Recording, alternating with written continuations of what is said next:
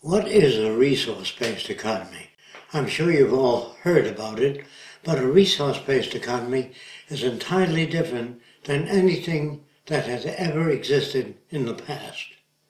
Most decisions were made by kings, politicians, statesmen, but nothing based upon resources. To better understand the meaning of a resource-based economy, picture an island somewhere in the South Pacific, and you really want to know how many people can that island support, and to what degree can the extravagance of the island be maintained. First, you have to know how much wood there is, how much water, how much arable land. Once you do a survey of the resources of that island, that can best be the method for determining how many people it will support. If the materials do not exist, you can only design a culture based upon the materials that do exist. You can only grow food based upon the arable land area and the water surrounding the island, the fish, crustaceans, all the other things. And if you have an agronomist on your island, or a series of them, they can advise you as what is best to grow in that tropical region.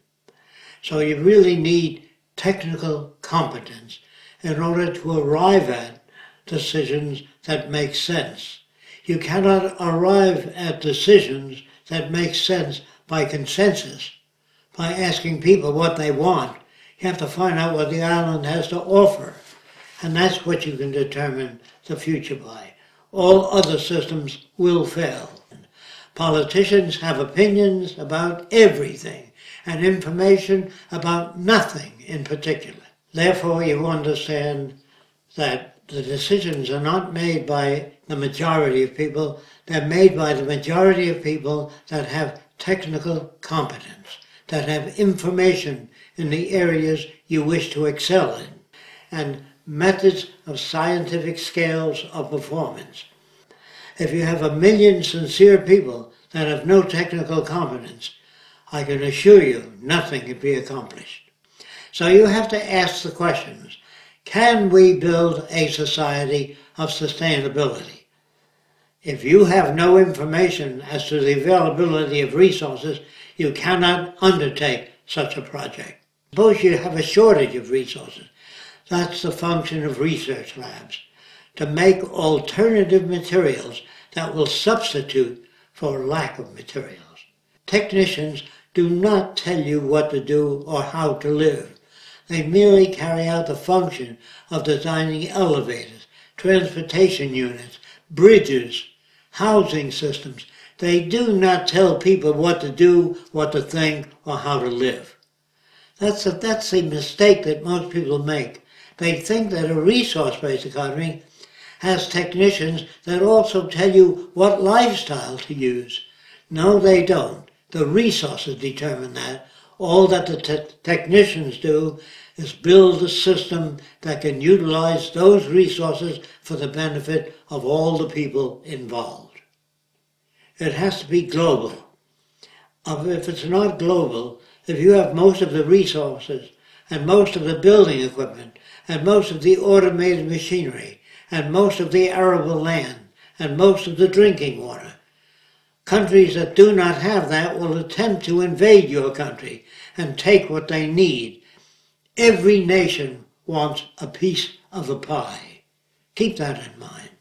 So to the degree that you try to live a sustainable life to yourself will not work, because other nations that lack material will invade you. In the rebuilding of cities throughout the world, you have to consider how far those cities are from resources.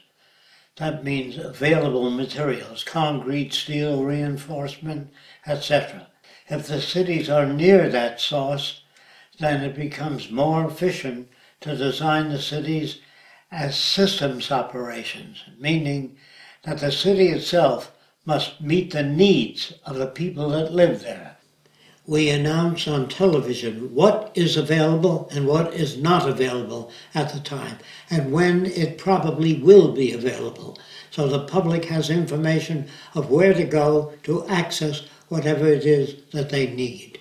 So people will have access to more things than they've ever had in a monetary system. More things and more opportunities will be available. All of the cities are designed to utilize a minimum amount of energy for maximum service.